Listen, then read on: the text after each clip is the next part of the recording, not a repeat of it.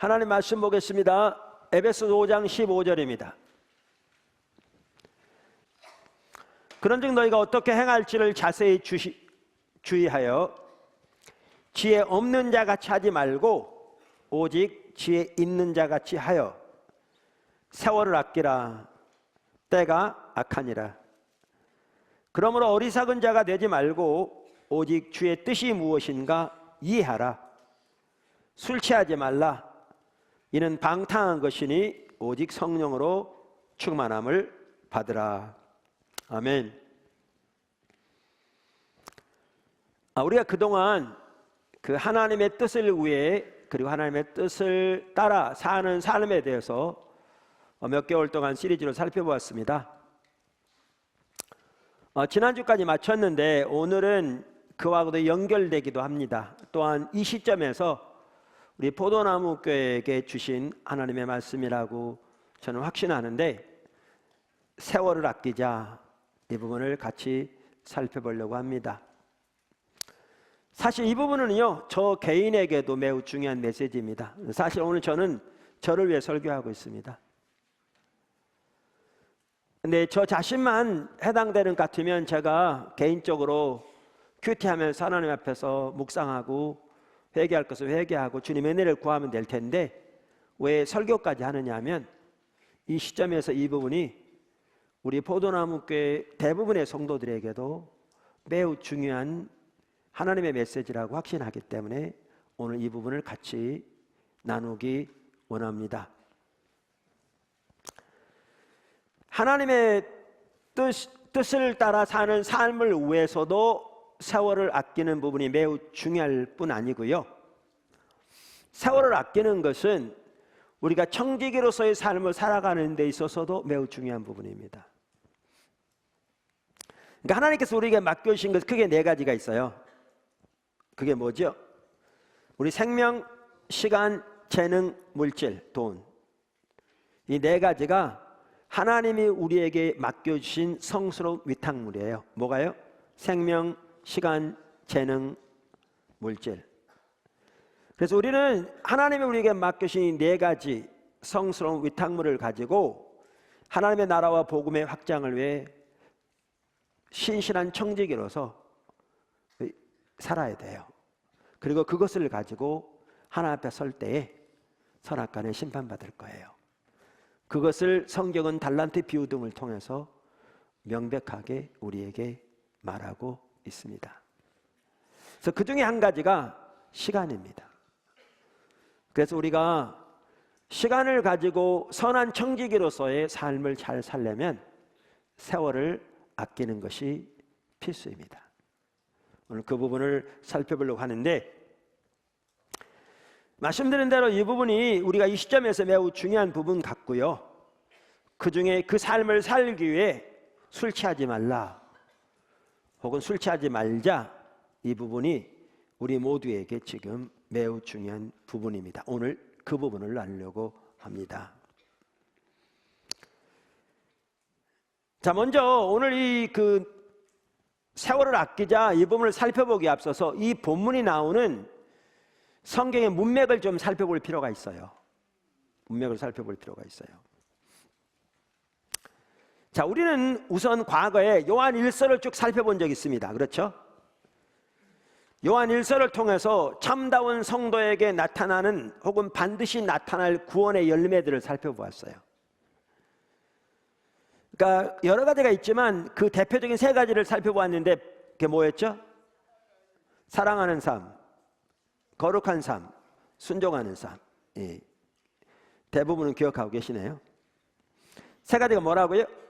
사랑하는 삶, 거룩한 삶, 순종하는 삶.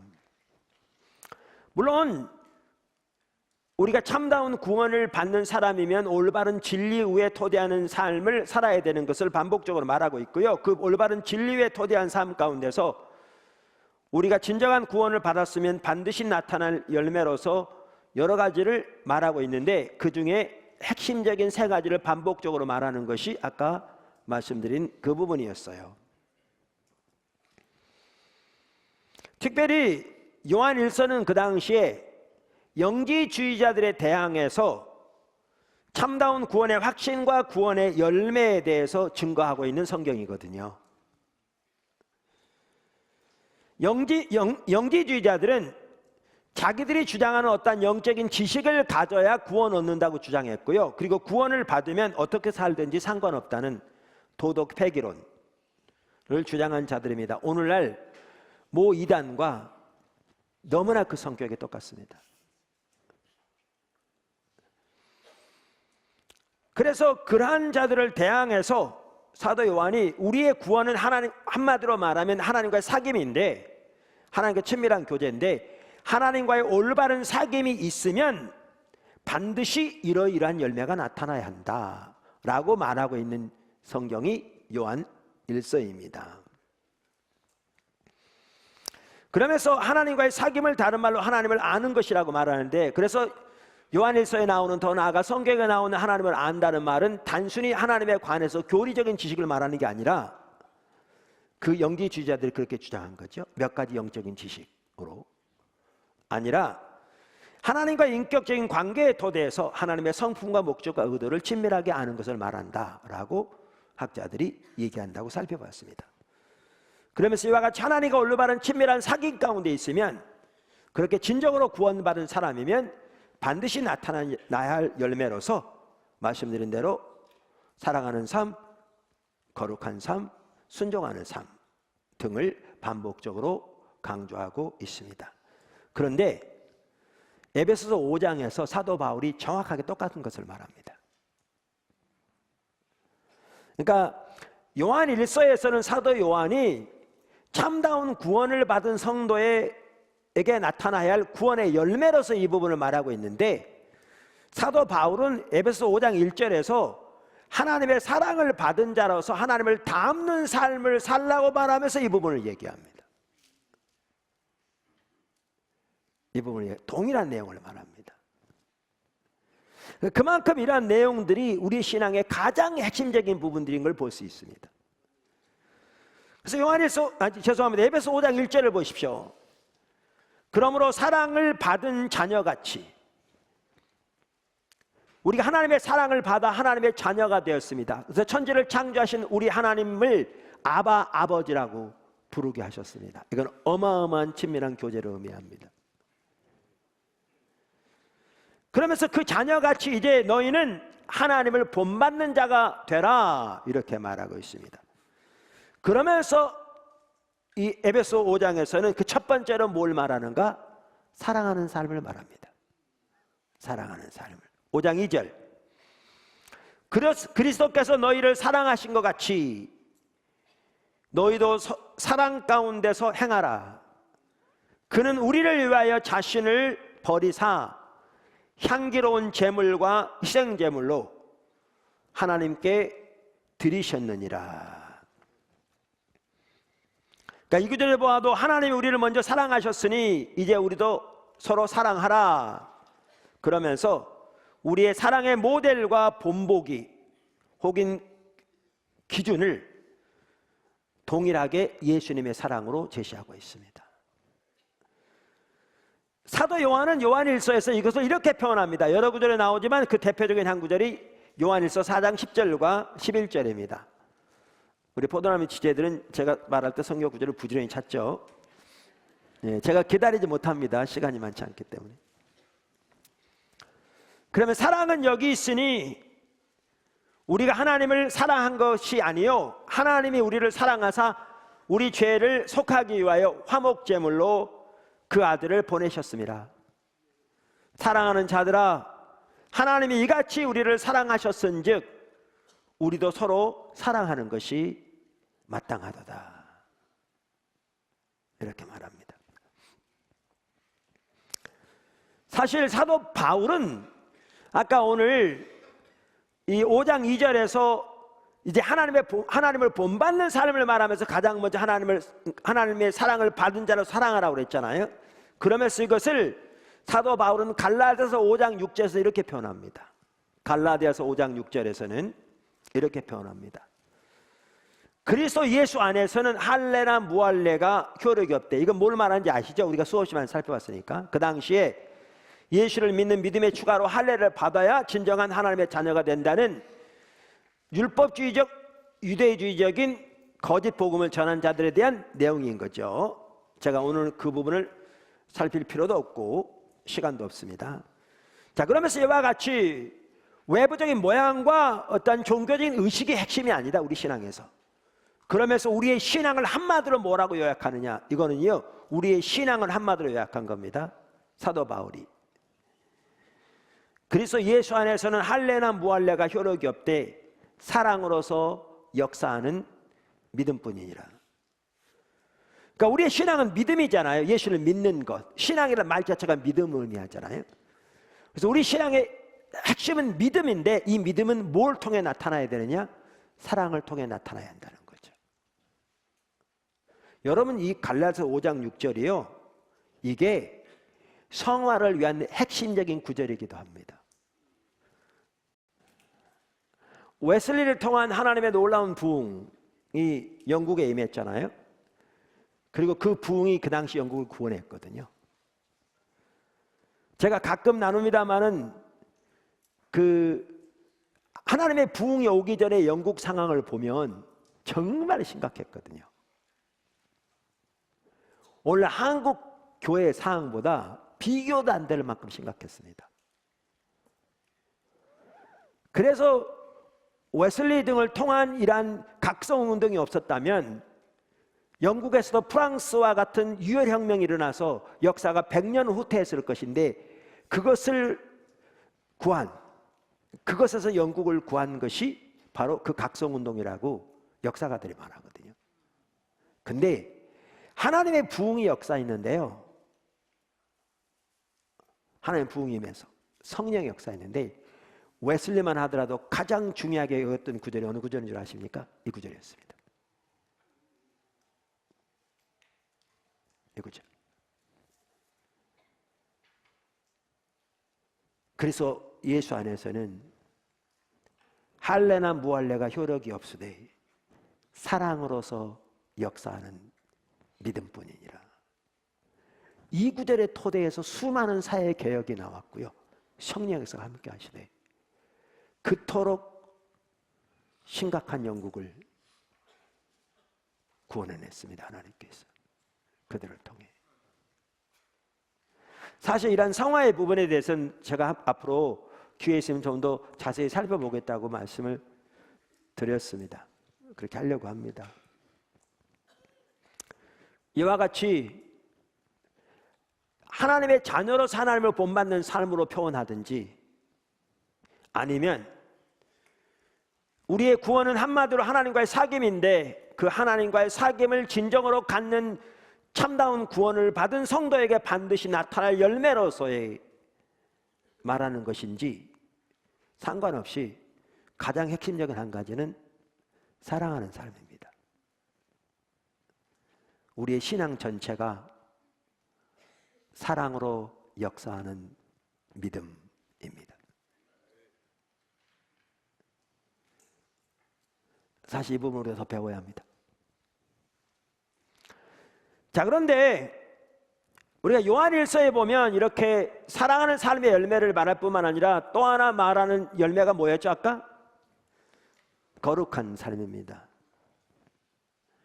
그것을 요한일서에서는, 요한일서 여러 곳에 말하지만 반복적으로, 한 대표적으로 말하면 요한일서 1장 5절부터 얘기합니다. 1장 5절부터. 우리가 그에게서 듣고 너희에게 전하는 소식은 이것이니 곧 하나님은 빛이시라.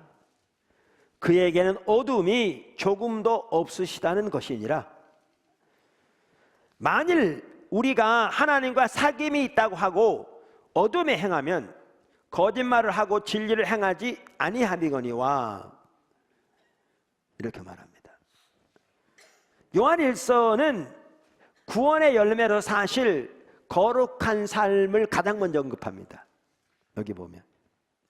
왜냐하면 1장 1절부터 4절까지가 서론인데, 서론을 마치자마자 5절부터 이 거룩함의 열매를 말하거든요. 그러면 이게 가장 중요하다, 그 얘기는 아닙니다. 요한일서의 경우에 아까 말한 대로 그 요한일서가 쓰여진 계기가 그 당시 영지주의자들에 대한 잘못된 가르침을 대항하고 교회를 올바로 보호하며 그들에게 참다운 구원의 확신을 심어주기 위한 것이니까 이 부분이 가장 먼저 언급되는 것은 이해할 만합니다. 근데 사도 바울은 아까 말한 대로 하나님을 본받는 사람을 가장 먼저 사랑하는 삶을 말하죠. 뭐가 먼저냐? 둘 다 먼저입니다. 둘 다 중요합니다. 순서가 없습니다. 핵심입니다.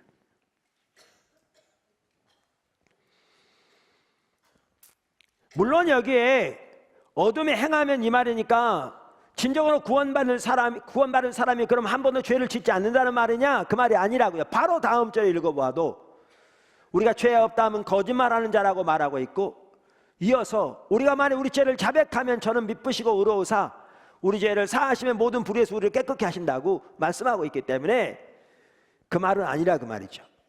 그럼 이 말은 뭐냐? 여기에 행한다 라는 단어의 시제에 그 해답이 있다고 그랬잖아요.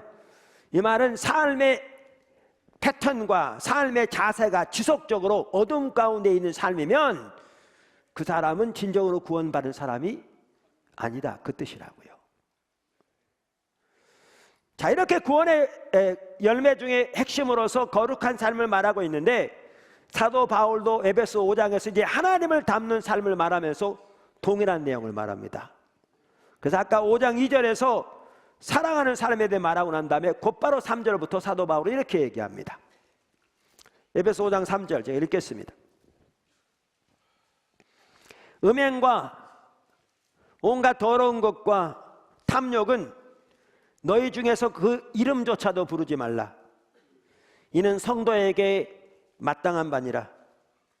누추함과 어리석은 말이나 희롱의 말이 마땅치 아니하니 오히려 감사하는 말을 하라. 여기에 보시면 거룩한 삶에 대해서 말하면서 그 한 중요한 영역은 우리의 언어를 포함하는 것을 볼 수 있습니다. 여기에 보시면 그럼 5절 이렇게 말합니다. 너희도 정녕 이것을 알거니와 음행하는 자나 더러운 자나 탐하는 자 곧 우상 숭배자는 다 그리스도와 하나님의 나라에서 기업을 얻지 못하리니 누구든지 헛된 말로 너희를 속이지 못하게 하라. 이로 말미암아 하나님의 진노가 불순종의 아들들에게 임하나니 그러므로 그들과 함께 하는 자가 되지 말라. 너희가 전에는 어둠이더니 이제는 주 안에서 빛이라. 빛의 자녀들처럼 행하라. 빛의 열매는 모든 착함과 의로움과 진실함에 있느니라. 오늘 주제는 이 부분이 아니기 때문에 제가 이 부분을 자세하게 설명하려고 하지 않습니다. 혹시 나중에 성화에 대해서 좀 더 자세히 살펴볼 기회가 있으면 이 에베소 5장 이 부분을 다시 일부 살펴볼지도 모르겠습니다. 근데 오늘은 그 부분을 자세히 살펴보려고 하지는 않습니다. 간단히 요약하면 이렇습니다. 이 말은 너희가 과거에는 어둠이었다. 그런데 지금은 그리스도 안에서 빛이다. 혹은 빛의 자녀다. 그러므로 빛의 자녀로 살아라. 그러면서 여기 3절에서 6절의 삶은요, 어둠의 삶을 말하는 겁니다. 다시 말하면 불신자의 삶을 말하고 있는 겁니다. 여기에 말하면. 그러면서 너희는 그들처럼 살지 말아라 이렇게 말하고 있는 겁니다. 거기 자세히 보면 알 수 있지만 그 당시 일부에서는 하나님을 믿는다고 하면서 혹은 예수를 믿는다고 하면서 그 불신자처럼 살고 있는 사람들이 있었던 걸 볼 수 있습니다. 그러면서 그것을 당연한 것으로 여겼던 것 같습니다. 그러니까 사도 바울이 뭐라고 말하냐면 그들의 신앙은 잘못된 것이다.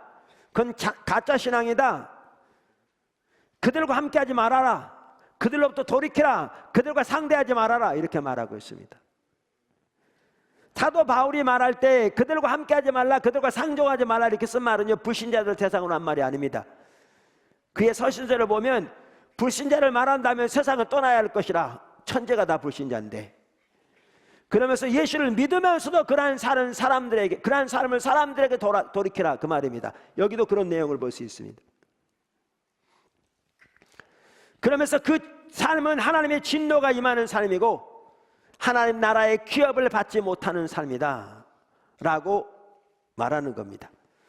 그러면서 믿는다고 하면서 그러한 삶을 사는 사람들이 있다면 그러한 사람들은 곧바로 돌이키라.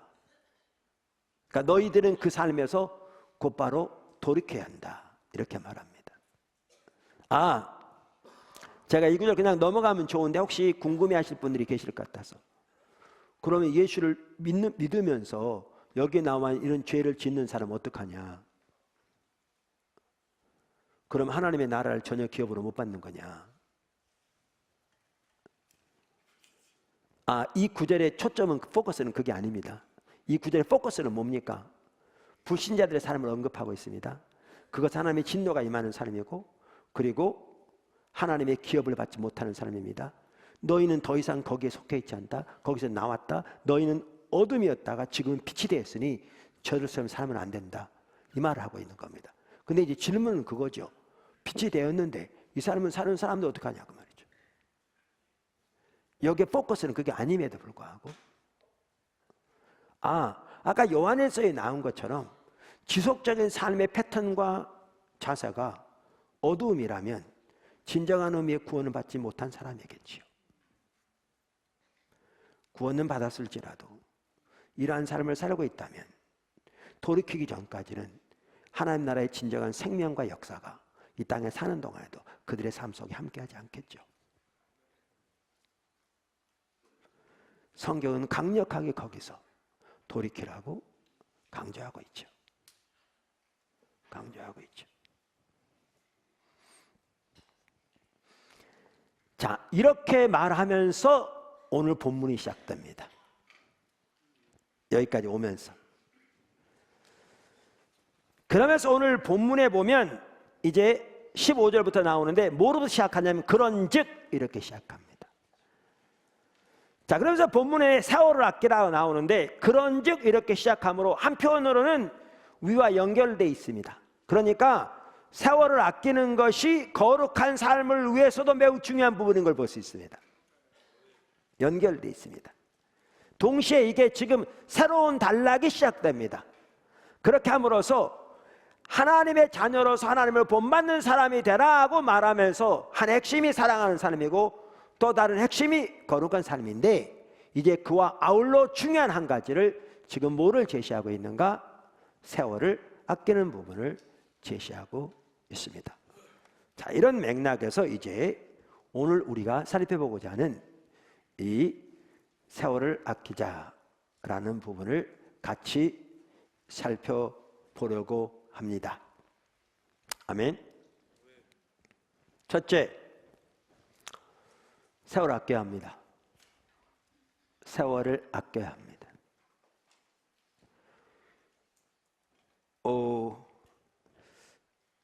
저는 이런 걸 잘 못합니다. 뭐를 이렇게 주저리 이런 걸 잘 못해요. 저는 그냥 핵심적인 것만 말해가지고요. 대화할 때도 어려움을 많이 겪는 사람입니다. 배경 설명 쫙 한 다음에 해야 되는데 저는 당연히 알 줄 알고 전제하고 본론만 딱 말하면 이제 그분은 내가 배경을 모르는 줄 알고 이걸 다 설명하다 보면 수없이 한 몇십 분 얘기한 다음에 얘기가 통하는 게 접니다. 그래서 제 잘못이지 압니다. 그래서 제가 대화가 하면서 바로바로 통하는 사람이 포도학교 몇 명 안 됩니다. 대화는 스타일이 그래서 그렇습니다. 상당히 게으른 사람이라 요점만 딱 얘기하니까 저를 잘 모르는 분은 대화 자체가 잘 안 됩니다. 근데 설교도 그렇습니다. 세월을 아껴야 할 중요한 부분이 많은데 요점만 말하는 겁니다. 자, 보세요. 하나님이 우리에게 네 가지를 맡기셨다고요. 크게 생명, 시간, 재능과 물질, 성스러운 위탁물. 그러면 시간을 선한 청지기로 사용하려면 시간을 아껴야 되잖아요. 세월을 아껴야 합니다. 나이가 들수록 세월은 날아가는 것 같아요. 다 그런 얘기 있잖아요. 진부한 얘기입니다. 안 하려고 합니다.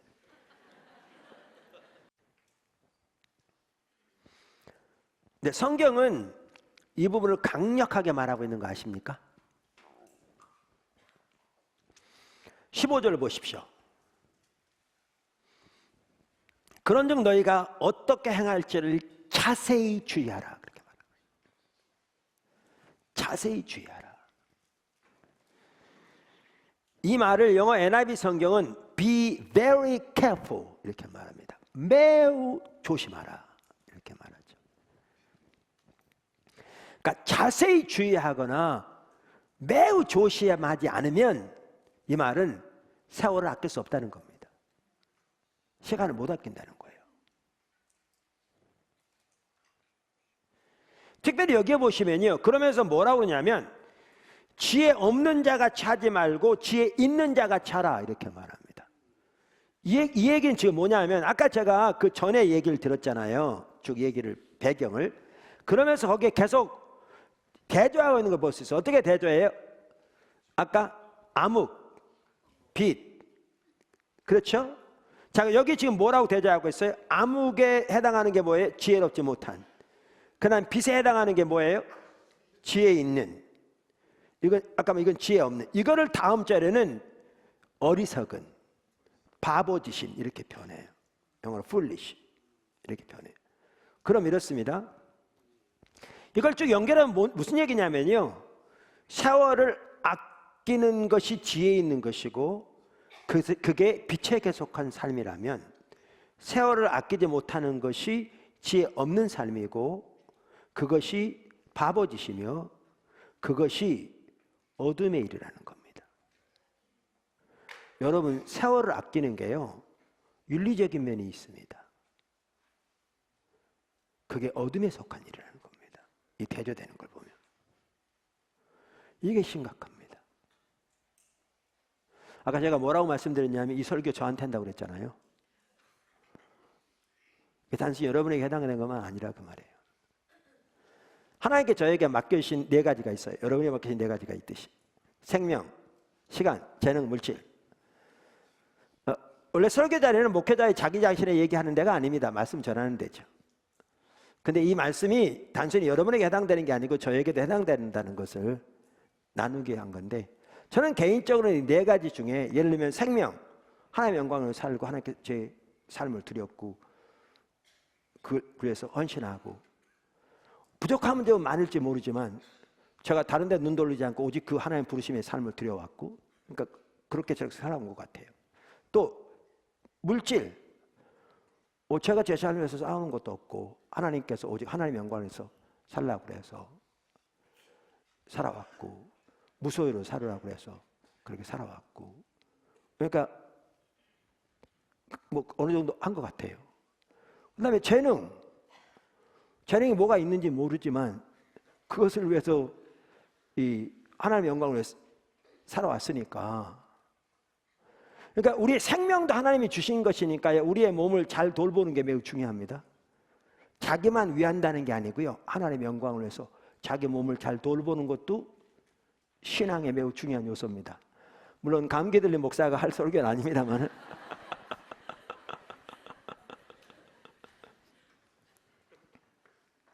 그런데 저 개인적으로 이 중에 가장 주의 은혜가 필요한 게 뭐냐면 바로 시간적인 면입니다.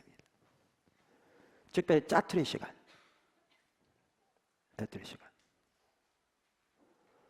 그래서 이 설교가 저에게 해당되는 말씀이고요, 저 개인적으로 하나님께서 이 부분을 반복적으로 이렇게 말씀하셨던 부분이기도 합니다. 이 구절에 대해서. 근데 지금 말씀드린 게 이렇게 어둠과 빛을 대조하면서 그것을 지혜 없는 것과 지혜 있는 것을 대조하는 걸 보면 세월을 아끼는 것이 빛의 일이고 지혜 있는 일인 동시에 반대로 세월을 아끼지 못하면 그게 지혜 없고 어리석은 일일 뿐만 아니라 이게 어둠에 속한 일이라는 게 이제 심각한 겁니다. 이게 윤리적인 면까지 포함한다는 거죠. 이 점을 보기를 원하는 거죠. 그러면서 성경은 뭐라고 말하고 있는가 하면 매우 조심해야 한다 이렇게 말하는 거죠. 뭐냐면 매우 조심하지 않으면 세월을 못 아낀다 그 얘기죠. 못 아낀다 그 말이죠. 뿐만 아니라 사도 바울은 여기에 보면 세월을 아끼라고 말하면서 그 한 가지 이유로 이 시대가 악하기 때문이라 이렇게 말합니다. 에베소 5장 16절 세월을 아끼라 때가 악하니라. 때가 악하니라.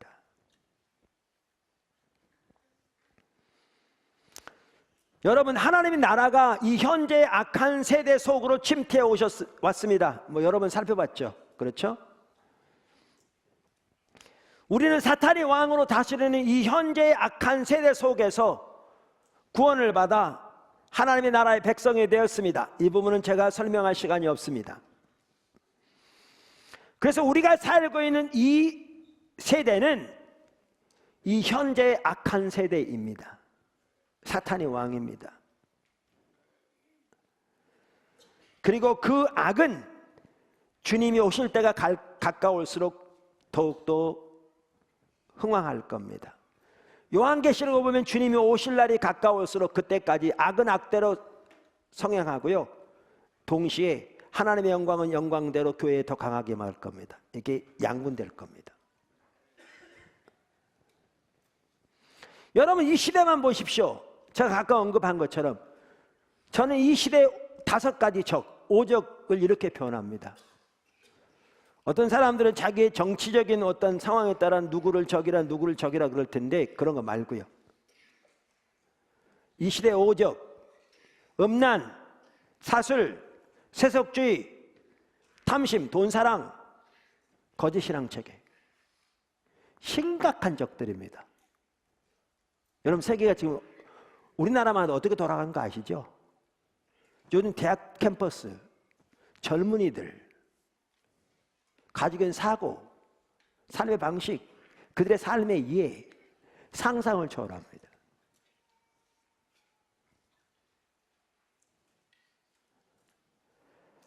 이스라엘 백성들을 하나님께서 정탐꾼으로 보냈을 때 그들이 가보니까 그 적들은 거인들이어서, 안악자손들이어서, 그리고 성은 커서 그들 앞에 자기들의 모습이 메뚜기처럼 보였다고 그랬는데 그들이 믿음이 없어서 그런 거죠. 그래서 하나님의 명령에 순종하지 못하고 그 불신 때문에 그들은 결국 가나안 땅에 들어가지 못하고 흩어지게 되었는데, 광야에서. 오늘날의 우리의 적들을 보면 그 앞에 우리들의 모습은 마치 메뚜기와 같습니다. 우리가 하나님을 의지하는 믿음이 없다면 그들처럼 우리는 위축될 수밖에 없는 그런 심각한 상황입니다.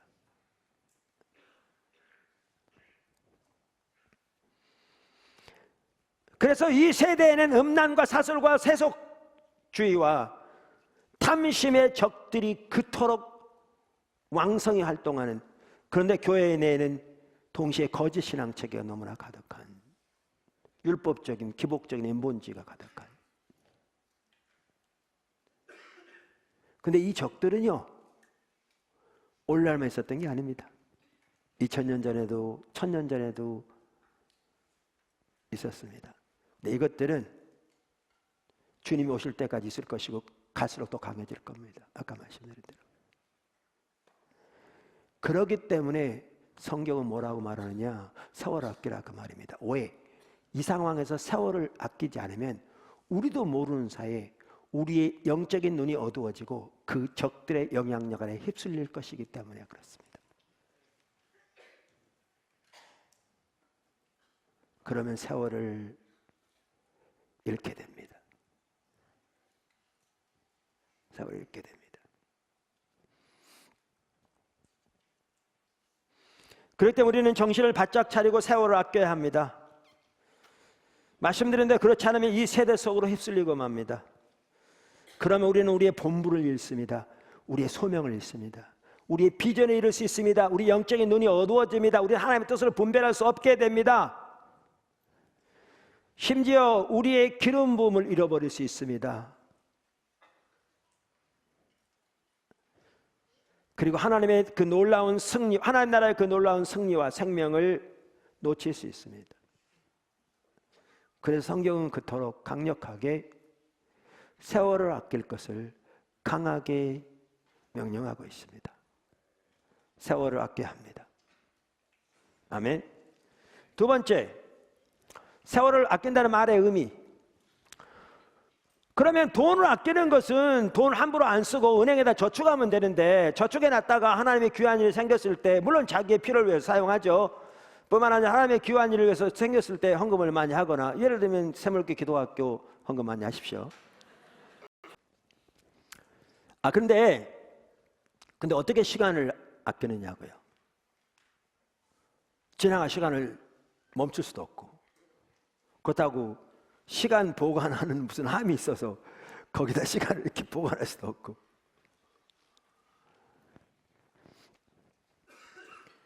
여기서 말하는 시간을 아낀다는 말은 하나님이 주신 기회를 최대한 활용하는 것을 말합니다. 여기서 말하는 시간을 아낀다는 말은 하나님이 주시는 기회를 최대한 활용하는 것을 말합니다. 그래서 NIV 성경은요 5장 16절, 아까 세월을 아끼라 이 구절을 뭐라고 번역하고 있냐면 이렇게 번역하고 있어요. 제가 영어는 잘 못하지만 읽는 데는 지장이 없어요. 발음은 좀 안 좋을지 몰라도. Making the most of every opportunity. 모든 기회를 최대한 활용하라, 그런 뜻이에요. 제가 페트라 주석을 읽어볼게요. 이 부분에 대한. 세월을 아끼라. 아끼라에 해당하는 헬라어 엑사고라조메노이는 도로 사다, 속량하다라는 의미로 신약 성경에서 율법으로부터의 구속과 관련하여 사용되었다. 그러니까 예수께서 십자가 못 박혀 돌아가심으로 우리를 율법의 저수에 속량하셨다 할 때 그 쓴 단어가 이 똑같은 단어라 그 말이에요. 여기 단어가. 그러면 가로 열고 갈라디아서 3장 13절 4장 5절 가로 닫고, 또한 세월에 해당하는 헬라어 카이로는 중요한 시기 또는 금방 지나가 버리는 특별한 기회를 의미한다. 중요한 시기 또는 금방 지나가 버리는 특별한 기회를 의미한다. 따라서 본절은 모든 기회를 잡으라는 의미로 가로 열고 making the most of every opportunity 컴마하고 RSV, NIV, RSV 성경이나 NIV 성경이 이렇게 번역하고 있다 그 말입니다. 가로 닫고, 의미로 주어진 환경 속에서 기회를 찾아 그에 따르는 어떠한 희생과 대가를 치르더라도 그것을 놓치지 말라는 권면이다. 그러면서 가로 열고 갈라디아서 6장 9절 10절 가로 닫고, 거기도 이런 내용이 나온다 그 말이죠. 그럼 뭐예요? 여기 우리의 삶의 현장에서 아까 그 표현이 금방 지나가 버리는 특별한 기회라고 표현했던 것처럼 우리의 삶의 현장에서 하나님이 우리의 삶의 현장에 보내시는, 때로는 금방 지나가 버릴 수 있는 하나님의 특별한 기회를 최대한 활용하는 것이 세월을 아끼는 거예요. 그게 세월을 아끼는 거예요.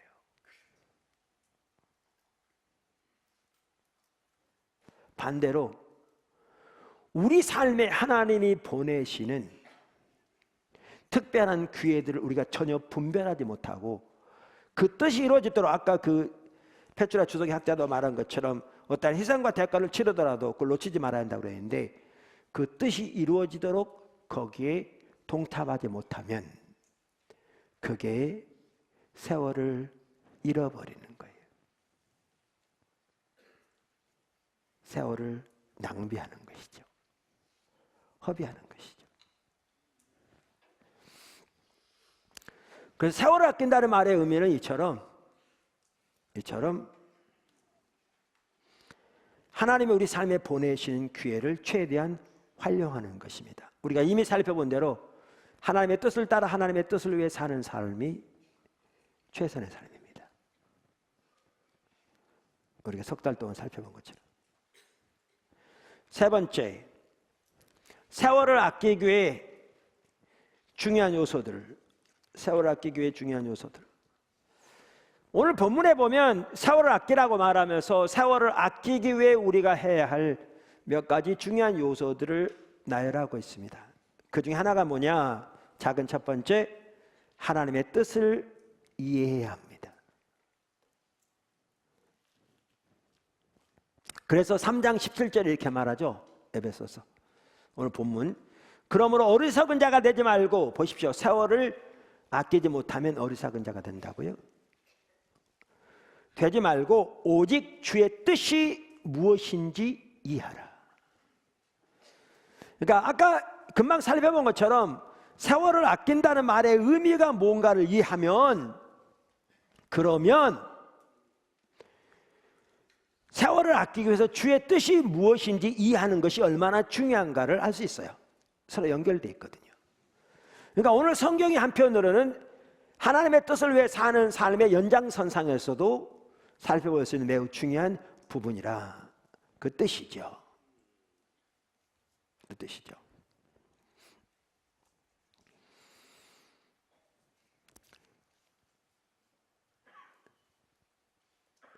그래서 세월을 아낀다는 것은 우리의 삶에서 하나님의 뜻이 이루어지는 기회를 놓치지 않고 그것을 붙잡는, 그 일에 삶을 드림으로 그 뜻이 이루어지도록 삶을 드리는, 그것이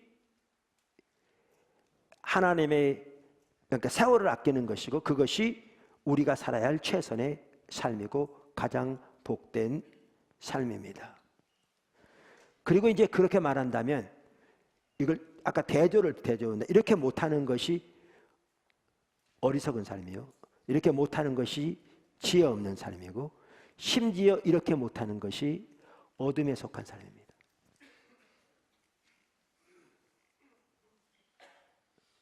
오늘 전체를 본다면 여기에 심각성이 있습니다.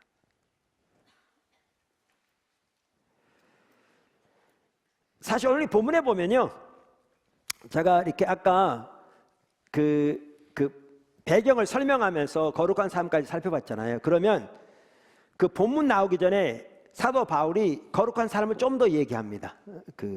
제가 읽은 후로. 그러면서 중간에 무슨 말이 나오냐면 10절에 이렇게 나옵니다. 주를 기쁘시게 할 것이 무엇인가 시험하여 보라. 그러니까 거룩한 삶을 사는 데 있어서 핵심이 뭐냐?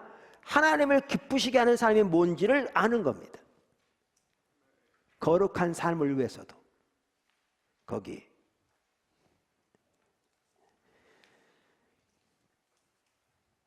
저는 이 5장 10절을 읽을 때 그 생각이 딱 나더라고요. 고린도전서 10장과 6장에 나오는, 특별히 고린도전서 6장과 10장에 보면 어떻게 이제 나오냐면요, 모든 것이 가하나, 모든 것이 가하나, 모든 것이 가하나, 이게 반복적으로 나와요. 그러면서 모든 것이 가하나, 그런데 그게 영어 성경은 많은 곳에 따옴표가 붙어 있어요. 이 말이 뭐냐면 그 당시 고린도 교인들이 그렇게 주장했다는 거예요. 우리는 예수를 믿기 때문에, 예수님의 자유가 있기 때문에 우리는 아무거나 할 수 있다. 그러니까 이것에 대한 답변으로 사도 바울이 모든 것은 가하나 이러하고, 모든 것이 가하나 이러하고, 모든 것이 가하나 이러하고, 이렇게 쭉 나열하는 게 있어요. 그게 이제 몇 가지가 나와요. 그게 크게 4가지가 나오는데요. 그러니까 물론 여기에 모든 것이 가하다는 말은 죄를 짓는 걸 말하는 게 아니거든요. 죄를 짓는 것은, 성경에 어긋난 거 하는 것은 그거는 불법이기 때문에 아니죠. 그런데 어떤 행동에 있어서는 그것은 중립적일 수 있거든요. 예를 들면 이게 죄라고 언급되지 않은 경우에.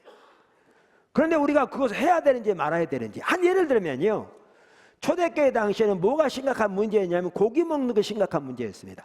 왜냐하면 그 당시 모든 고기는 그러니까 이방신의 제단에서 제물로 드려진 다음에 거기서 잡혔거든요. 그러니까 일단 시장에 팔리는 모든 고기는 다 100% 우상의 제물로 드려진 것들이었습니다. 그러니까 예수 믿는 사람들 일부는 어떻게 우상에 드려진 제물을 먹을 수 있냐. 그래서 고기 먹는 사람들을 저 탐심이 가득한 자들, 저 얼마나 고기를 이렇게 욕심이 많았으면 우상 제물을 먹냐 이렇게 비방했고요. 그 고기를 먹었던 사람들은 우상이 어디 있냐, 귀신이 어디 있냐, 그 귀신이 뭐라도 어떻게 이방신이 어디 있냐, 그거 다 귀신들이지. 그리고 그들에게 드리다 그들이 와서 먹냐, 하나님께 주신 거 감사함으로 먹으면 되는 거지. 그래서 먹었습니다. 그래서 성경에 보면 이 고기 먹는 거, 뭐 마시는 이런 부분이 문제가 많았습니다. 초대교회. 그래서 그 부분을 다루면서 이렇게 말하는 겁니다. 모든 것이 가하나 등등 네 가지가 나오는데요. 이 네 가지가 청교도들이 성경에 명백하게 명령돼 있거나 하라고 하지 말라고 그런 거 외에 어떻게 보면 그 자체는 중립인데 우리가 어떻게 해야 될까, 그 일을 할 때 행동의 지침으로 삼은 네 가지가 이 네 가지입니다. 청교도들이 행동의 지침으로 삼은 네 가지가, 제가 읽어보겠습니다. 고린도전서 10장 23절, 모든 것이 가하나 모든 것이 유익한 것은 아니에요. 그러니까 이 말은 아까 말한 대로 그 자체는 중립일지 몰라도 모든 게 유익한 것은 아니다. 그 청교도들은 그들의 행동 지침 중에 하나로 뭘 택했느냐, 이 일이 유익한 것인가라는 것입니다.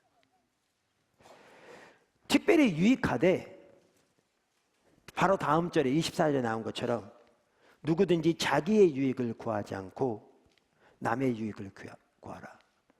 특별히 다른 사람에게 유익한가라는 거였죠. 그러니까 한 예를 들면 이겁니다.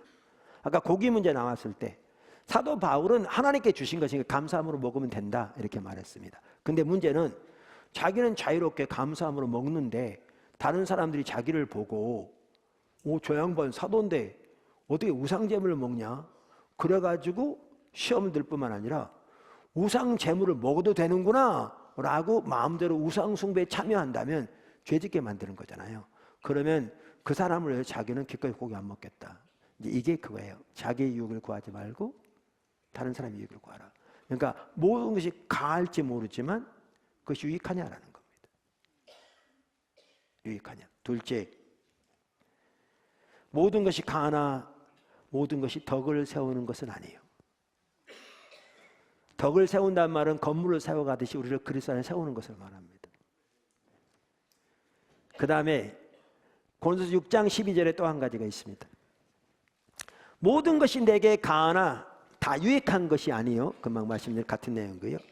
모든 것이 내게 가하나 내가 무엇이든지 얽매이지 아니하리라. 다시 말하면 무엇이든지 얽매이는 것은 잘못된 거라 그 말입니다. 그러니까 예를 들면 중독은 죄입니다.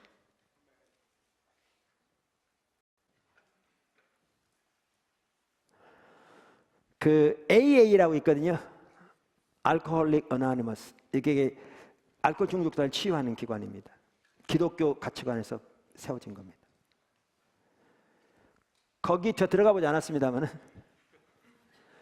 제가 아는 바로는 알코올 중독 치료할 때요, 제일 먼저 본인이 인정해야 될 게 자기가 알코올 중독자라는 사실을 인정해야 하는 겁니다. 이게 인정이 안 되면 치유는 시작도 될 수 없습니다. 회개의 가장 첫 단계도 자기가 한 행위가 하나님 앞에 죄라는 사실을 인정하는 것부터 시작합니다. 깨닫는 것부터. 근데 제가 대학 다닐 때 배웠던 것 같은데요, 술 중독의 기준이 뭔지 아십니까? 술 한 모금 먹고 싶으면 중독된 겁니다.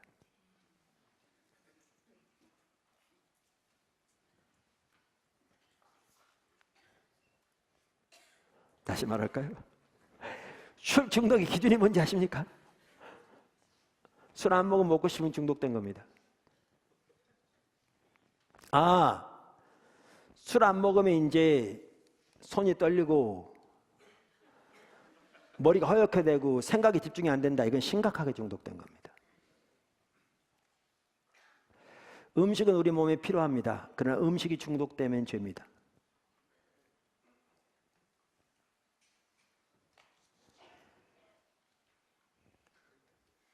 모든 것이 내게 가하나 내가 무엇에든지 얽매이지 아니하니라. 그 다음에 고린도서 10장 31절에 나옵니다. 그런즉 너희가 먹든지 마시든지 무엇을 하든지 다 하나님의 영광을 위하여 하라. 자, 그러면 청교도들은 성경에 명백하게 죄라고 되어 있는 건 안 해야 됐고요. 아까 하라고 하는 것을 당연히 해야 되는데 중립적인 것에 있어서 가부간의 얘기가 없을 때, 또 그것이 성경의 죄라고 아닐 때, 그럴 때 그들의 행동의 기준이 이 네 가지를 삼았답니다. 그것이 유익을 주는가, 특별히 다른 사람. 두 번째는 그것이 덕을 세우는가, 우리를 그리스도에 세우는가. 세 번째, 그것이 자발적인 행동에 의한 것인가, 그러니까 쉽게 말하면 중독이 아닌.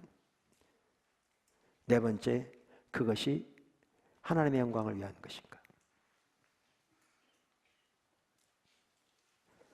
여러분도 이런 기준을 가지고 여러분 삶에서 만나는 수많은 행동들을 비춰보면 많이 도움이 될 줄로 믿습니다. 근데 아까 여기 사도 바울은 거룩한 삶을 말하면서도 그와 관련해서 한 가지를 뭐로 들고 있냐면 주님을 기쁘게 하는 것이 무엇인지를 발견하라, 이렇게 말합니다. 지금 말한 것과 정확하게 같은 맥락입니다.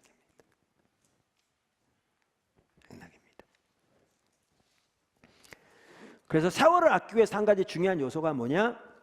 말씀드린 대로 하나님의 뜻을 이해해야 하는 것입니다.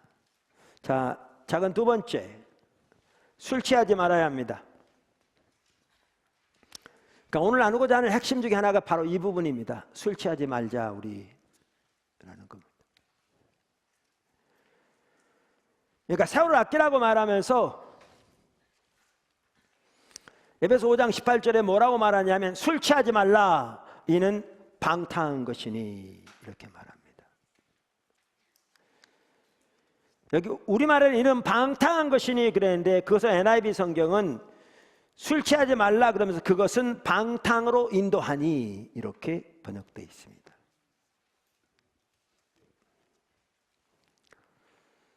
여기에 말하는 술은 가장 먼저는 문자 그대로 술을 말할 겁니다.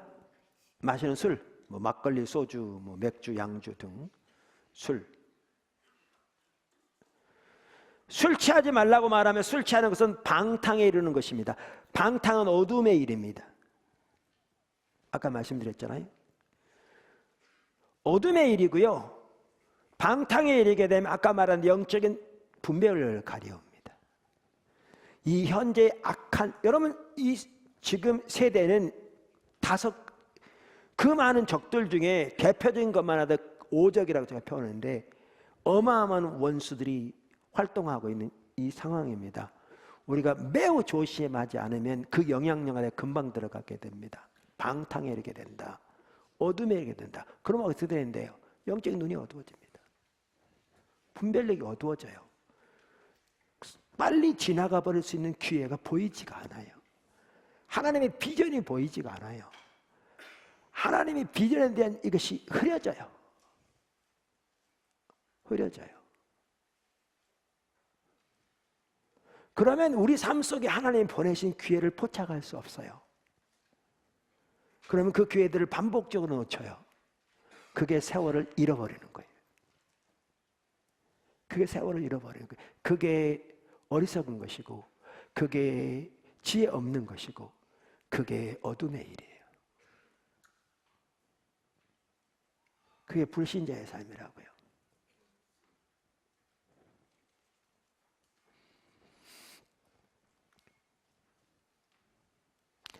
여기 술 취하지 말라 이는 방탕한 것이니에 대해서 페투라지서는 이렇게 말합니다. 바울은 본절에서 어리석음의 구체적인 예로 잠언 23장 29절에서 35절을 인용하여 술 취함으로 인한 방탕한 생활에 대해서 경고하고 있다. 당시 술 취하는 일은 불신자 세계에 있어서 일반화되어 있었으며 초대교회에서도 심각한 문제 중 하나였다. 가로 열고 디모데전서 3장 3절, 디도서 1장 7절, 2장 3절. 우드 폭스 핸드릭슨 이런 학자들도 이 부분을 지적했다 그 말입니다. 가로 닫고 술 취함은 단순히 그 자체에만 문제가 있는 것이 아니라 그것으로 인해 생활이 무절제하게 되고 방탕하기 쉽다는 것에 더 큰 문제가 있었다. 여기서 방탕으로 번역된 헬라어 아소티아는 술 취함의 현상을 잘 나타내는 단어로 고대 헬라 세계에서는 방종 혹은 돈과 유욕의 무절제한 낭비를 의미했다. 가로 우드라는 학자가 이 점을 말했다는 거죠. 가로 닫고. 이것은 신약 성경 탕자의 비유에서 허랑방탕한 생활이라는 의미로도 사용되었다. 동일한 것이. 그러니까 보세요. 탕자가 아버지의 유업을 받아 자기 정욕대로 허랑방탕한 사람으로 허비해버렸잖아요. 우리가 술 취하면 아까 말한 대로 이 방탕에 이르게 되는데 그러면 그렇게 하나님의 유업 다 허랑방탕하게 소진해 버릴 수 있어요. 왜냐하면 기회를 못 잡게 되거든. 그리고 기름 부음도 잃어버릴 수 있어요. 궁극적으로 돌이키지 않으면. 이게 무서운 거예요. 보세요. 삼손.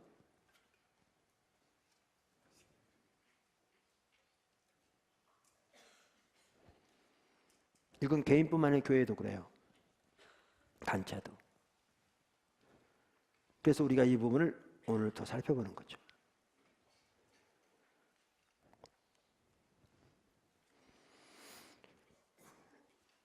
자, 그래서 이와 같이 술 취하지 말아야 되는데 더 나아가 여기에 술은 반드시 문자 그대로의 술만을 말하지 않을 수 있다는 거예요. 여기에 술은 다양한 것이 될 수 있어요. 과도한 TV 시청. 자, 보세요. TV를 보는 게 단순히 나쁜 건 아니에요. 물론 나쁜 프로는 보면 나쁜 걸 수 있지만 다 나쁜 건 아니에요. 그렇지만 아까 제가 말씀드렸잖아요. 그런 기준을 볼 때. 때로는 머리 식히기 위해서 TV를 보는 것 볼 수도 있어요. 문제는 그게 과도하면 달라져요. 야구장 가는 게 문제입니까? 근데 과도하지면 달라져요. 여러분 바둑 한번 뜨는 게 문제입니까? 근데 바둑 안 뜨면 뜨고 싶고 머릿속에 바둑만 있다. 그거요. 술 취한 거와 똑같아요. 낚시도 마찬가지고요. 그러니까 과도한 TV 시청, 과도한 오락, 과도한 취미 생활, 미디어, 심지어 과도한 수다. 아니 제가 예를 드는 거예요. 친구들과 만나 수다 떠는 게 뭐가 죄냐 그럴 수 있어요. 그러니까 제 얘기는 여러분 방에만 앉아서 아무것도 안 하면 기도만 하라 그 얘기 안 해요. 전혀 아닙니다. 여러분 적정한 여가 생활도 필요하고요. 적정한 교제도 필요합니다. 그러니까 필요하면 가족들과 야구도 한 번씩 가시고요. 극장도 좋은 영화도 한번 보러 가시고요. 필요합니다. 저는 그걸 하지 말라는 게 아니라니까요. 그냥 집에만 있다고 집에 텔레비도 다 없애고 신문도 다 없애고 성경켜만 있고 극장도 생본도 안 가고 저는 그걸 말하는 게 아닙니다. 그걸 반드시 잘한다고 생각하지 않습니다. 그걸 말하는 게 아니에요. 문제는 그러면 친구들과 만나 수다 떠는 게 뭐가 죄냐 그럴 수 있을 텐데 그 자체는 죄가 아닌데 이게 과도하면 어떻게 되느냐? 여러분 마음이 안일해지고요. 주름의 열정이 식게 돼 있고요. 생각이 자신의 개인적인 생각으로 가득 차게 돼 있고요. 세상적 육신적인 생각으로 가득 차게 돼 있고요. 생각이 하나님께 집중하지 않게 돼 있고요. 영적으로 흐려지게 돼 있고요. 하나님의 뜻을 분별하지 못하게 돼 있고 여러분 삶 속에 나타나는 하나님 주어진 빨리 지나가버릴 수 있는 기회들이 보이지 않게 돼 있어요.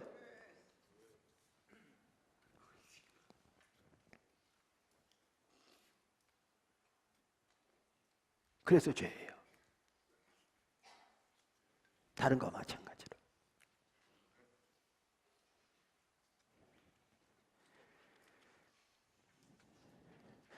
그래서 그 자체는 죄나 나쁜 것은 아닐지 모르지만 그것이 과도하면 술 취함이 될 수 있습니다. 아까 청교도들이 기준으로 삼았던 성경의 사도 바울이 성경에서 말한 그 기준들을 생각해 보십시오.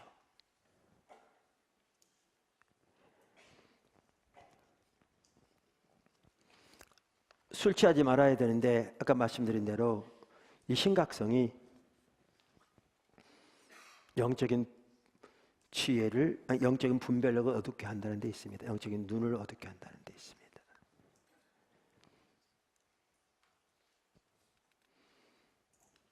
그래서 우리가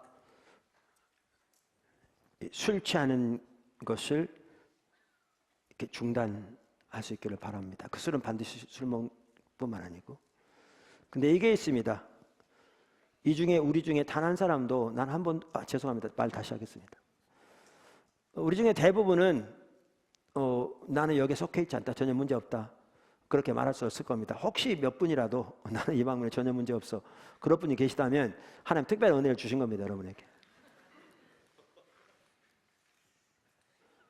근데 대부분은 이 부분에 나는 전혀 문제 없다라고 말할 수 없을 겁니다. 성경에도 그랬습니다. 여기 술 취하지 말라 그랬는데 이게 현재형입니다. 헬라어에서요, 앞에가 이렇게 하지 말라, 영어로 not 같은, 이걸 뭐라고 표현합니까? 그 문법적으로 잘 모르겠습니다. 그 말이 있고 단순 과거형이 나오면 절대 하지 마, 한 번도 하지 마, 이런 뜻입니다. 근데 현재형이 나오면 무슨 뜻이 하면 너 그거 하고 있는 거 그만해, 그 뜻입니다. 중단해, 그 뜻입니다. 그러니까 예수님이 부활하셨을 때 막달라 마리아에게 날 붙잡지 말라 그랬잖아요. 이 얘기는 나 건드리지 마, 나는 부활했어, 네가 만지면 오염돼, 이런 뜻이 아닙니다. 그 말이 현재형인데 이미 마리아가 붙들고 있었어요. 그러니까 놔라, 그 뜻이에요.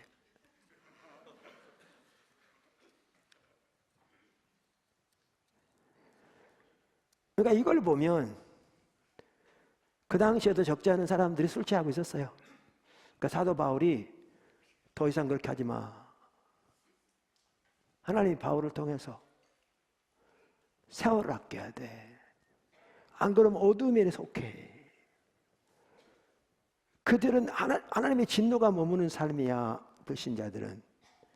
그들은 그리스도 하나님 나라에서 기업을 벗지 못해. 너는 저들처럼 살면 안 돼. 더 이상 그렇게 하지 마. 그리고 세월을 아껴. 이렇게 말하고 있는 겁니다.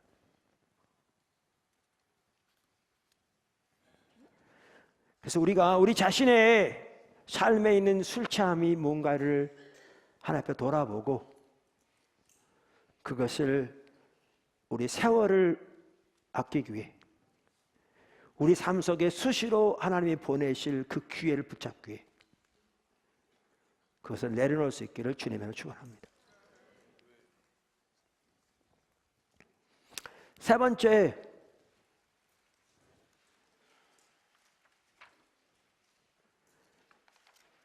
앞에 있는 표대를 향해 달려가는 삶을 살아야 합니다. 오늘 본문에는 없지만요, 이 술 취하지 말란 거와도 약간 비슷하기도 한데 사도 바울이 빌립보 3장에서 말하는 표대를 향해 달려가는 삶이 결국 이 술 취하는 것을 이기는 길에서도 핵심입니다.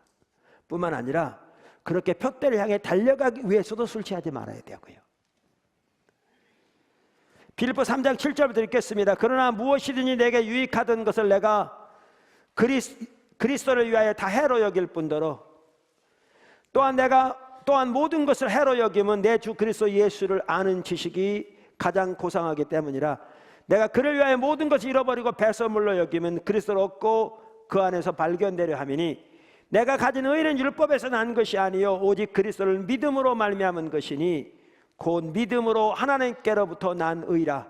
내가 그리스도와 그 부활의 권능과 그 고난에 참여함을 알고자 하여 그의 죽으심을 본받아 어떻게 해서든지 죽은 자 가운데서 부활에 이르려 하노니 내가 이미 얻었담도 아니요 온전히 이루었담도 아니라 오직 내가 그리스도 예수께 잡힌바된 그것을 잡으려고 달려가노라. 형제들아, 나는 아직 내가 잡은 줄로 여기지 아니하고 오직 한 일, 즉 뒤에 있는 것을 잊어버리고 앞에 있는 걸 잡으려고 표대를 향하여 그래서 예수 안에서 하나님이 위에서 부르신 부름의 상을 위하여 달려가노라. 이 표대를 향해 달려갈 때 우리는 소중하게 여기는 육신의 것들을 내려놓을 수 있습니다. 술 취함도 내려놓을 수 있습니다. 달려가기 위해서도 내려놔야 되기도 하고요. 표대를 향해서. 토요일마다는 우리 성경 공부 지금 어제는 우리 군사역이 있어서 또 많이 빠지기도 했지만 또 많은 분들이 오셨는데 제가 나누는 시간에 지난주간 내내 많이 아파서 몸이 그랬는지 몰라도 이해가 잘 안 풀렸습니다. 그래도 중요한 메시지 있다고 저는 확신하는데 거의 제 수준의 횡설 수술을 했습니다. 그래도 들을 게 있는 분들은 다 들었을까 생각합니다. 그런데 제가 마치고 기도회를 인도하는데 1시부터 토요일날 기도 인도하죠. 여러분 환영합니다. 1시에 오십시오. 기도회 좋은 시간 되고 있습니다. 매번. 근데 뭐 하나님의 어떤 부분을 또렷이 이렇게 딱 생각나게 하시더라고요. 그러면서 하나님이 지금 포도나무교회 지체들 중 많은 사람들 가운데 어떤 일을 하고 계신가가 보이는 것 같더라고요. 좋은 일이죠. 뭐가 딱 생각났냐면 그게 딱 보여지면서 제가 처음 교회를 개척하기 위해서 이렇게 주님께 순종해 나갈 때 일이 생각났습니다. 그러니까 여러 번 나눈 것처럼 교회 나름대로 열심히 목회했는데 목회가 안 되고 그렇게 열심히 했는데도 사역은 거의 불가능하다는 것이 내 머릿속에 각인될 만큼 안 되더라고요. 하나님은 사랑하는 자를 징계하신다고 하는데 전적인 하나님의 사랑이었습니다. 하나님이 지하에 저를 가둬놓으시고 사방을 마시고 팍팍 밟으신 것 같더라고요. 느낌이. 근데 그게 하나님의 사랑이었습니다. 그게 사역이 잘 됐더라면 지잘날 마서 잘 됐다고 기고만장해서 세상 하늘 높은 줄 모르고 자기 생각대로 자기 가지고 있는 신학적인 지식에 따라서 자기 경험대로 사역했을 텐데 하나님이 완전히 짓밟으신 거죠. 그런 다음에 그렇지 않아도 작은 교회인데 시험 들어가 교회가 반쪽 날 상향에 제가 수없이 많이 나눈 것처럼 그래서 너무나 어렵다 보니까 금식하는 중에 하나님이 또렷하게 저에게 보이신 게 제가 하나님을 위해 교회를 세우기 위해서 열심히 노력했고 또 하나님의 말씀을 대변하기 위해 주님이 지혜를 달라고 기도했을지 몰라도 제가 전하는 하나님은 살아계신 인격체인데 그분 자신을 알고 그분을 사랑하는 일에는 완전히 소홀히 한 걸 딱 보이신 기도 중에 이게 저한테는 딱 보여지니까 중심에서부터 회개가 되어지고 그리고 그게 딱 보여지니까 교회를 성장시키려는 모든 노력에 순식간 내려지더라고요. 목회를 소홀히 했다는 게 아니라 내가 그분도 알지 못하면서 하나님 안다는 말은 하나님과 인격적인 관계에서 그분의 성품과 의도와 목적을 친밀하게 아는 걸 말하죠. 학자들이 말한 것처럼. 그래서 그 자리에서 하나님 그분만을 알기를 추구하는 그 집중적으로 성경을 다시 읽으면서 기도하면서 앞서간 믿음의 선배들의 책들을 보고 테이프를 들으면서 주님을 알기를 추구하기 시작했죠. 그러다 보니까 성경에 보니까 우리가 여러 번 살펴본 것처럼 모세도 다윗도 바울도 신구약의 하나님의 귀한 사람들 그들의 평생 동안 단 하나의 유일한 목표가 하나님을 아는 것 혹은 예수님을 아는 거였더라고요. 그게 우리의 신앙인데 오늘날 우리는 그게 너무나 가려져 있는 거죠.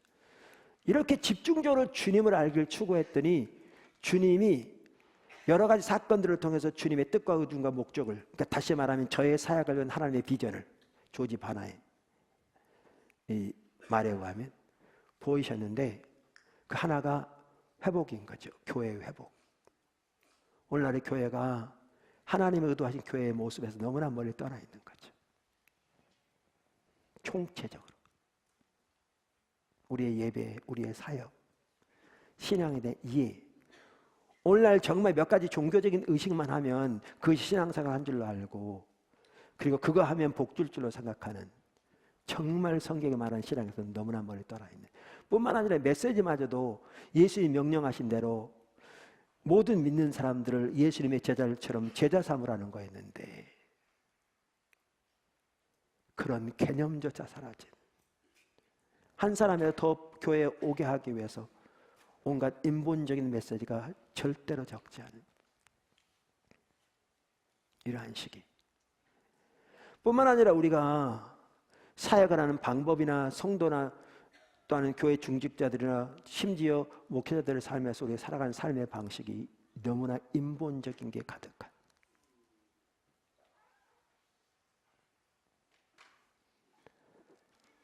이런 상황에서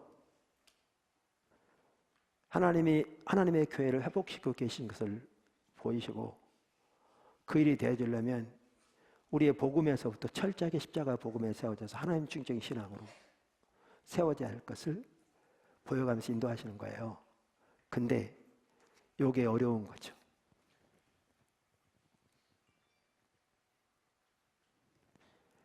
그 당시에 영적으로 좀 지혜 있는 분이었어요. 그분이. 제가 얘기를 쭉 나눴더니 그분이 그러더라고요. 목사님, 어떤 교회는 기존에 하는 방법 그대로 하면서 은사만 나타나도 교회 성장할 수 있습니다. 실제 그럴 수 있거든요. 어떤 교회는 기존에 하는 방법대로 그대로 하면서 예배 시간에, 찬양 시간에 뭔가 좀 마음이 훈훈한 은혜만 넘쳐도 교회 성장할 수 있습니다. 근데 목사님은 90% 가지고 안 됩니다. 정확하게 맞는 얘기죠.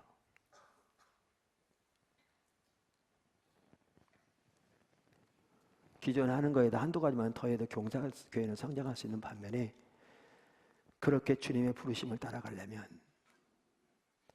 90% 가지고 안 되는 거죠. 그러니까 그 당시 이렇게 집중적으로 주님을 찾으면서 이제 예를 들면 그 지역의 사람들에게 전단지 만들어 돌려서 주중에 쉬면 영어 성경 공부 교회에서 하면서 가르치거든요. 그러면 그 당시에 성경 공부 왔던 분들이요, 그래요. 저한테 목사님이 조그만 교회, 그러니까 설교를 쉽게 했더라면, 그러니까 쉽게 말하면 부드럽게 했더라면 벌써 이 교회에 옮겨왔을 텐데 그러는 거예요. 이제 신도시, 그러니까 새로 입주를 하니까 많이 이사 오니까 저는 이사 온 사람들이 교회를 찾는 분 있으면 와서도 신앙생활 하기 위해서도 이렇게 성경 공부도 만들었는데 전혀 그런 의사를 아무도 표현하지 않기에 나는 아무도 관심도 없는 줄 알고 물어보지도 않았는데 그분들은 다 그런 생각이 있었던 거죠. 근데 제 메시지가 강해서 못 오겠다는 거죠. 근데 그분들이 초신자들이 아니고 대부분 큰 교회 다니는 분들이었고 일부는 작은 교회에 있을지 모르지만 목사님 오른팔 왼팔 하는 분들이었거든요. 그러면 그분들이 메시지가 강해서 못 올 것 같으면 누가 교회에 오겠나 싶더라고요. 앞이 캄캄한 거죠. 잠이 깊이 안 와요. 그런데 며칠 동안 시름시름해요. 근데 다시 일어났어요. 왜? 제가 보기에는 아무리 성경을 봐도 성경은 다르게 말하고 있잖아요. 예를 들면 나를 따라오려던 이렇게 해라, 이렇게 해라, 이렇게 해라. 누가복음 14장. 그거요, 예수님을 따르는 기본적인 자세를 말하는 구절이거든요. 성숙한 성도들에게 하는 말이 아니라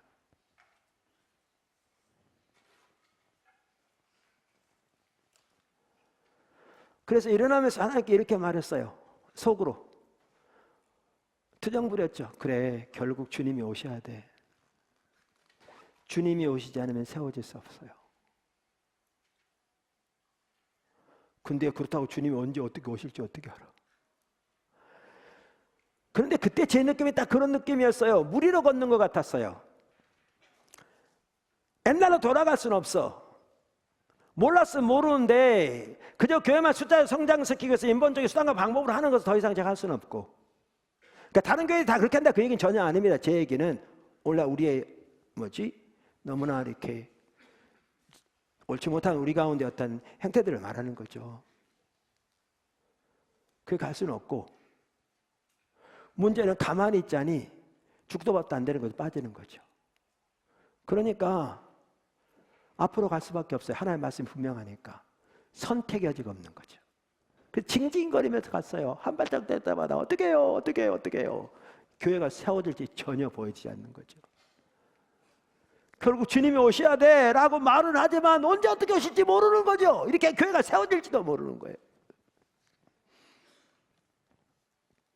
근데 다른 선택의 길은 없었어요. 그러니까 징징거리면서 주님의 말씀을 따라서 모든 걸 걸고 갈 수밖에 없었어요. 그런데 주님의 교회를 세우셨어요. 포도나무께 세워진 게 기적입니다. 분당에서 그 춘추전국 시대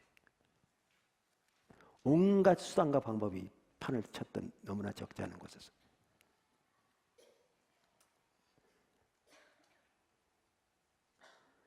다 그렇다는 게 아니고 그렇게 왔습니다.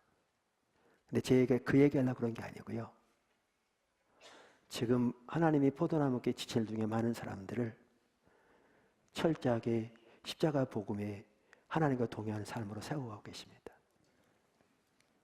하나님 말씀인 성경 기초에서 오직 은혜, 오직 믿음, 오직 성령, 오직 십자가의 한 삶을 통해 하나님을 알고 존재를 다해 사랑하며 하나님의 목적에 온 사람을 동참하는 성경이 말하는 신앙의 핵심적인 복음의 핵심적인 삶을 실제로 세워가고 계십니다. 근데 이게 90% 가지고 안 됩니다.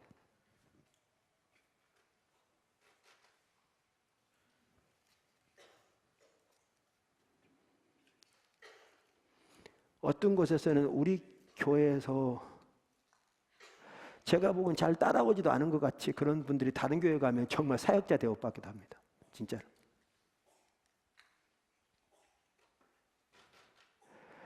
우리 교회에서도 기도 훈련도 제대로 잘 못 받았는데 찬양도 잘 일도 하지 못했는데 다른 교회 사역자들이 기도 사역 중보기도 가르칩니다.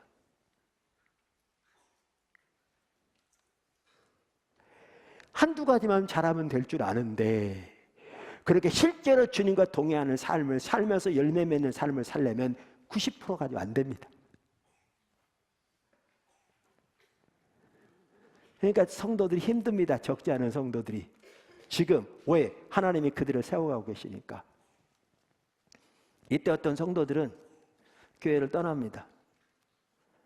진짜 떠났습니다. 왜? 살려고 노력했는데 안 된다는 거죠.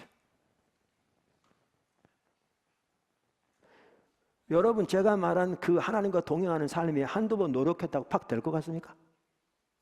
이러면 믿음이 한 삶만 하더라도 환경, 사람 전혀 의지하지 않고 오직 하나님만 의지하는 가운데 하나님이 말씀하신 말씀과 계획과 뜻을 따라 하나님을 의지하고 나갈 때 하나님의 능력으로 역사하셔서 환경을 움직이고 사람을 움직이고 하나님 뜻 이루신 것을 실제로 삶에서 경험하며 잘하는 건데 이것이 주님을 믿음으로 의지한다고 한두 번 의지한다 될 것 같습니까? 그러니까 그게 안 되니까 오늘날 교회 안에도 대부분의 사역들은 다 인본적인 방법으로 하는데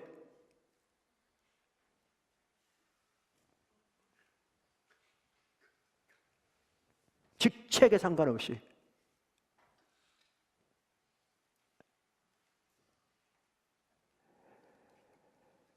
근데 한두 번 주님 의지한다고 말한다고 될 것 같냐고요. 그게 성경에 나오는 히브리서 11장에 나오는 믿음의 사람들 다 그렇게 하나님 믿음으로 의지했는데 그 삶을 우리가 실제로 사는 것이 신앙인데 그것이 한두 번 믿음이 난다고 될 것 같냐고요. 그게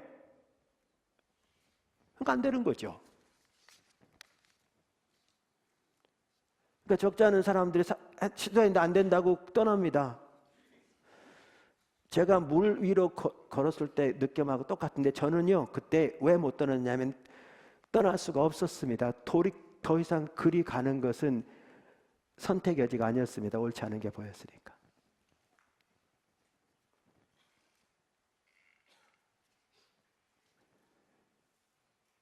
선택의 여지가 아니었습니다.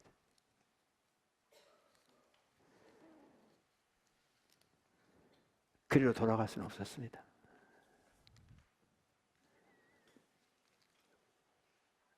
많은 사람들이 힘들어하는데 가만히 있으면 죽도 밥도 안 됩니다. 여러분 예수님이 나를 따르고 이렇게 하라 그러면서 뭐라는 줄 아십니까? 10,000명의 군대를 가지고 20,000명과 싸우러 갈 때 10,000명 가지고 이길 걸 분명히 계산하고 가지 않겠냐. 뭐 적당히 되겠지. 전쟁에 치면 다 뺏기는데 그 당시에는. 적당히 되겠지 하고 하다가 안 되겠네 이럴 사람이 누가 있겠냐. 여러분 전쟁할 사람이 그렇게 하는 사람 누가 있겠어요. 그 완전히 정신병자죠. 예수님 말씀 뭐예요?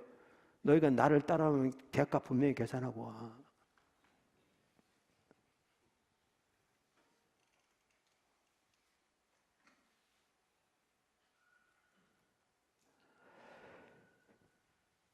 가다가 중지하면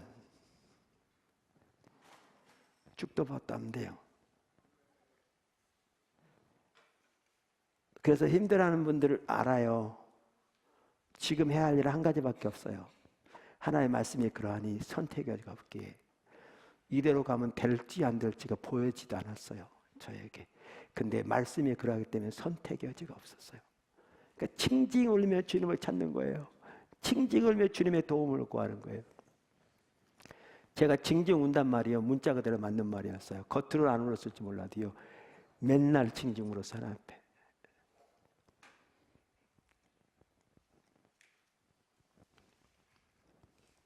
어떻게 해요? 그렇게 도움을 구하면서, 주님의 은혜를 구하면서, 그렇게 주님을 찾고 주님을 구하고 주님의 도움을 구하고 은혜를 구하고 인도하심을 구하고 눈에 보이는 만큼 하나님의 말씀에 합한 만큼 삶에서 인도하신 만큼 순종해 갔더니 인간적인 생각으로는 전혀 될 것 같지가 않았는데, 하나님이 세우실 뿐만 아니라 하나님이 아까도 나눈 것처럼 지금은 우리나라 다음 세대를 돌이키려고 작정하신 하나님이 그 열정과 질투를 보이시면서 우리가 생각지도 못했던 일들 가운데 간고씨가 나눈 것처럼 하고 계시잖아요. 주님이 지금 많은 포도나무의 지체들을 그렇게 세워가고 계십니다. 여러분이 그렇게 안 세워지고 있다면 여러분은 심각한 상태에 있습니다. 그렇게 주님을 따라가야 합니다. 그래서 힘듭니다. 근데 다른 선택의 여지는 없습니다. 왜? 이 말씀이 그렇게 말하니까. 이 책이 그게 우리 신앙이라고 말하니까. 그리고 거기에 하나님 나라의 생명과 은혜가 함께하니까. 그리고 그렇게 세워지게 될 때 하나님이 그 한 사람 한 사람을 통해서 그 안에서 그들을 통해서 하실 일들은요, 세상의 계산기로 계산할 수 없습니다.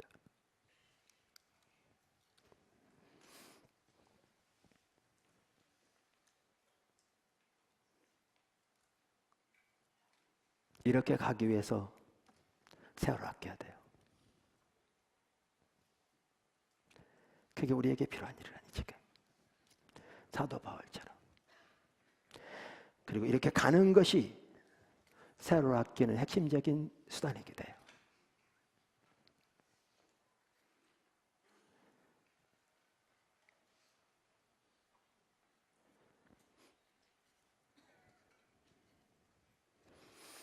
마지막으로 네 번째,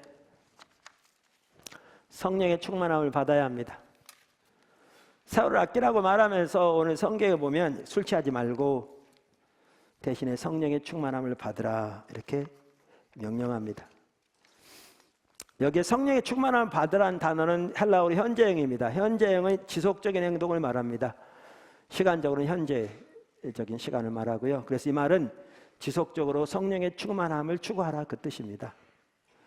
여기에 성령이 말하는 성령의 충만은 술 취함과 대제도가 있잖아요. 성령님이 우리를 주권적으로 다스리고 통치하시는 삶을 말합니다. 그렇게 볼 때에 갈라디아서 5장이 말하는 것처럼 성령과 동행하는 삶을 말하기도 합니다. 근데 성령의 충만함을 받으라는 말은 그렇게 성령과 동행하는 삶을 살 수 있는 성령의 공급하심을 받으라 그 뜻입니다. 성령의 공급하심을 받으라. 단순한 은사를 말하는 게 아닙니다. 방언을 말하는 게 아닙니다. 성령의 공급하심을 받으라. 성령의 채우심을 받으라.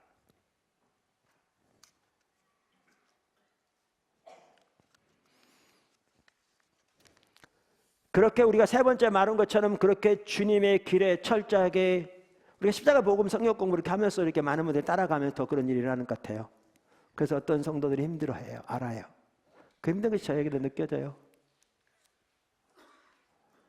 그런 시기라니까요. 많은 분들에게 앞이 보이지 않는, 근데 다른 선택은 없는, 그 줄기차게 앞으로 가야 하는 주님을 구해서 모든 걸 주님만 의지하고. 사실 그렇게 갈 수 있었던 저는요, 하나님이 저를 인도하신 그 인도하심 속에 한 나라도 바꿀 수 있는 소중한 것이 있음을 보였어요. 그리고 그 인도하심 속에 저는 의미를 중요시 여기는 사람이거든요. 성격 타입이. 저 안에나 저의 전체를 들여도 조금도 손색감이 없을 소중함이 있는 게 보였어요. 그래서 우리는 모든 것을 거기에 걸 수 있었어요.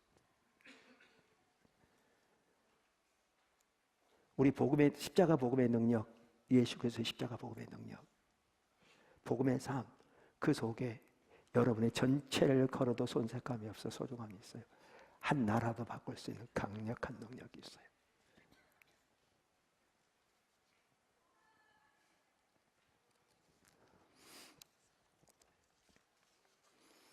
그렇게 달려가면서 그러기 위해 아까도 말한 대로 술 취하는 걸 버리되 달려가면서 성령의 공급하심을 구하세요. 성령의 충만함을 받으란 말은 수동태예요. 그러니까 우리가 마음대로 받을 수 있는 게 아니에요.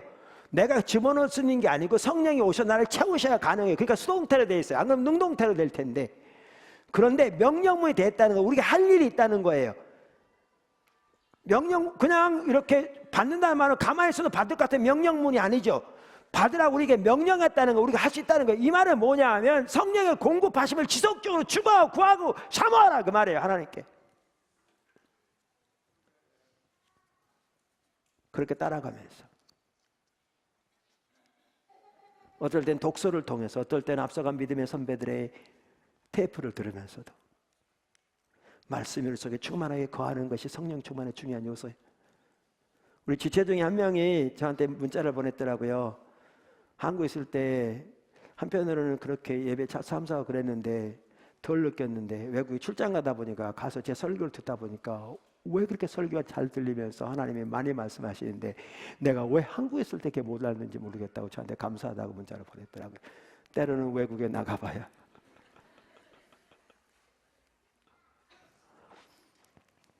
그러한 수단들을 통해서 주님을 찾을 때 성령의 공급하심을 받는 중요한 통로도 될 수도 있어요. 그래서 그렇게 성령의 공급하심을 구하는 가운데, 충만함을 구하는 가운데 우리가 세월을 아끼는 삶을 살 수 있기를 바랍니다. 하나님 포도나무교회 그 일을 지금 말씀하고 계십니다. 우리를 그렇게 지금 인도하고 계시고, 그래서 주님 잘 따라가 보면 지금도 너무나 놀랍게 함께 하시면, 저는 여러분 어떻게 생각하는지 모르겠어요. 2부 예배 때 찬양식 얼마나 하면 함께 하셨습니까? 요란하지 않았지만 정말 주님의 강력한 임재가 저한테는 느낄 수 있었습니다. 이러다가 부흥이 오는 거 아니야? 그런 생각도 들었습니다. 저는 사실 1부 예배 때 설교했고요. 제가 요즘은 나이가 들다 보니까 2부 예배 때 되면 피곤합니다. 그러니까 집중을 많이 못합니다. 그런데도 하나님이 강력하게 많이 함께 하셨는데, 이렇게 우리가 주님을 추구하고 그렇게 아까 말한 대로 세월을 아끼고 나가면 주님이 정말 놀라운 일을 하실 것 같습니다. 저는 이번 컨퍼런스도 정말 기대됩니다. 기도하겠습니다. 기도하고 우리 성찬식 하겠습니다. 시간이 오늘 좀 지났네요.